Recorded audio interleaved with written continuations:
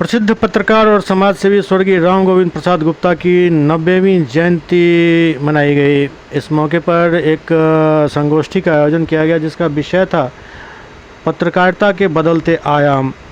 इस कार्यक्रम के मुख्य अतिथि थे कामेश्वर सिंह दरभंगा संस्कृत विश्वविद्यालय के पूर्व vice chancellor professor Devnarayan Jha. इसके अलावा कई वरिष्ठ पत्रकार और अन्य पत्रकारगण इस मौके पर उपस्थित थे।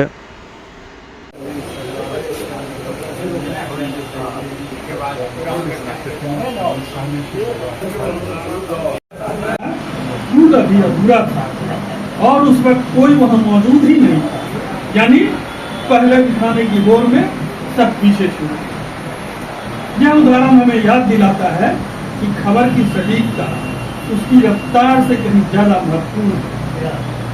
दूसरा एक और ट्रेंड आया है जो हमारे पत्रकार भाई और बखूबी जानते हैं। वो ट्रेंड है दबाव की पत्रकारिता। अभी हाल ही में एक उदाहरण मैं दे रहा हूं कि दबाव की पत्रकारिता क्या है। अभी हाल ही में एक पॉपुलर गायिका के मिथिला से बिलोंग करने वाली एक पॉपुलर गायिका के राजनीति में आने की चर्चा लगभग प्रत्येक मीडिया में चलने लगी।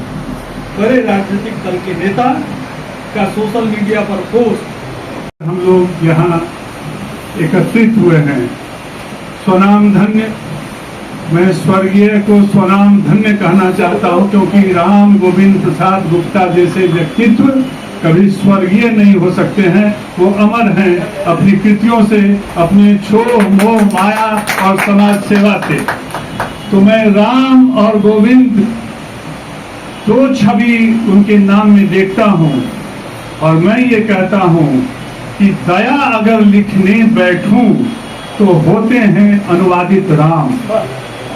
दया अगर लिखने बैठूं तो होते हैं अनुवादित राम।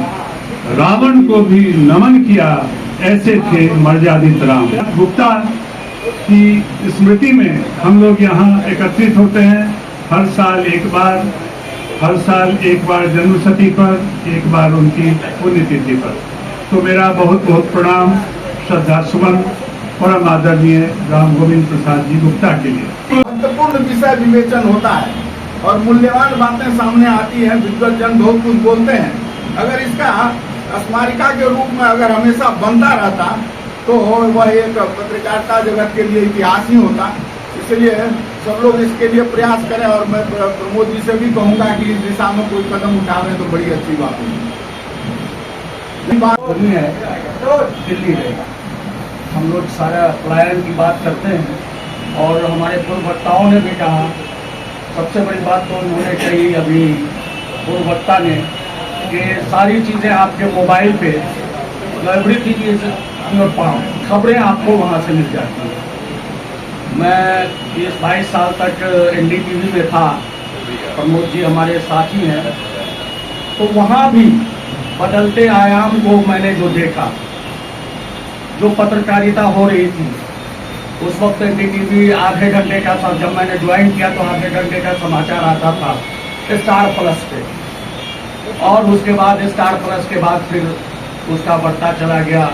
बाद में वो 24 आवर्स हुआ। तो चीज़ें बदलती गई और हमने उस बदलाव को महसूस किया।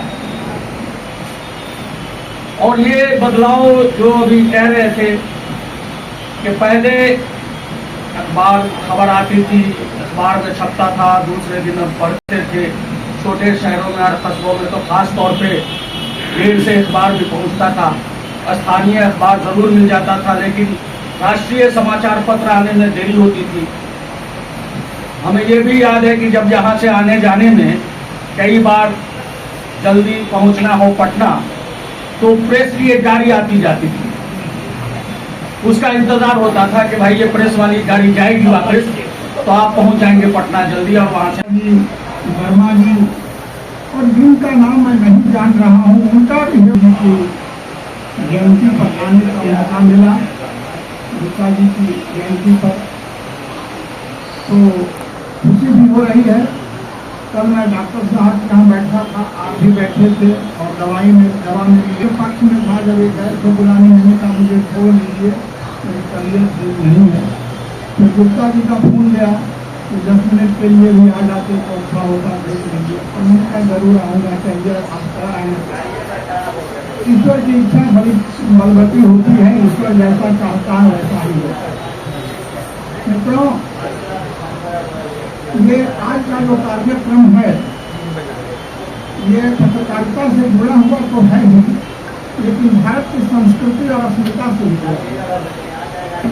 सजातो जे न जाति न जाति वंशा समुन्नति परिवर्तनी संसारे मृतः को न जाए थे। इस संसार में कौन व्यक्ति जन्म नहीं लेता है और कौन व्यक्ति नहीं मरता है।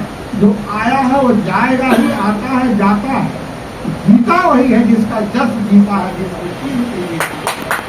आज गुप्ता जी इसलिए जीवित हैं, उनका जस जीवित है, उनकी कीर्ति जीवित है। आज उनका गुणगान आप भी कर रहे हैं, मैं भी कर रहा हूँ, आप लोग भी कर रहे हैं। इसलिए गुप्ता जी आज भी जयंती के शुभ दिनों रस सिद्धार्थीश्वरा, उनकी मृत्यु में न कोई जरा है न कोई मृत्यु है। वो पहले भी प्रासंगिक थे, आज भी प्रासंगिक है और आज से 100 वर्ष के बाद, हजारों वर्ष के बाद भी प्रासंगिक रहेंगे, क्योंकि उसमें जरा और मृत्यु का कोई मतलब नहीं होता है।